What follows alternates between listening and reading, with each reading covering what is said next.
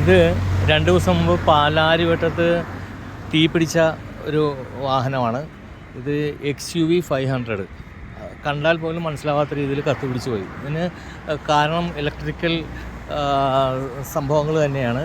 ഉപയോഗിക്കുന്നവർ ശ്രദ്ധിക്കേണ്ട കാര്യമാണ്. നമ്മൾ വെക്കുന്ന ലൈറ്റിൻ്റെയും ഹോണിൻ്റെയൊക്കെ സിസ്റ്റമൊക്കെ ആകെ മാറിക്കഴിഞ്ഞാൽ ഇത് സംഭവിക്കും.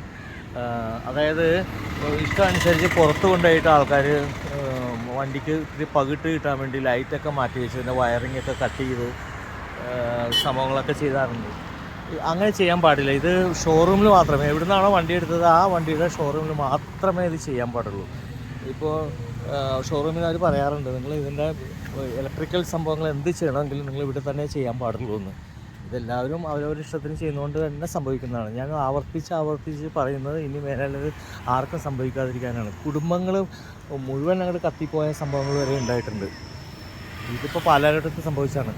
എല്ലാവരും ശ്രദ്ധിക്കണം. ഇത് വളരെ ശ്രദ്ധിക്കേണ്ട കാര്യമാണ്. ഇത് ഈസി ആയിട്ട് എടുക്കരുത്, ദയവ് ചെയ്ത്. ഇത് കണ്ടില്ലേ, ഇതിൻ്റെ ഭീകരത നിങ്ങളൊന്ന് മനസ്സിലാക്കേണ്ടതാണ്. അതുപോലെ എലി കട്ട് ചെയ്താലും വയറ് കട്ട് ചെയ്താൽ ഇങ്ങനെ സംഭവിക്കുന്നതാണ്. എല്ലാ ദിവസവും നിങ്ങൾ ഒന്ന് ബോണറ്റ് പൊക്കി നോക്കേണ്ടതാണ്. ബോണറ്റ് പൊക്കി നോക്കിയാൽ അറിയാം വയറ് വല്ലതും കട്ട് ചെയ്തിട്ടുണ്ടോ എന്താണെന്ന് അറിയാൻ പറ്റും നിങ്ങൾക്ക്.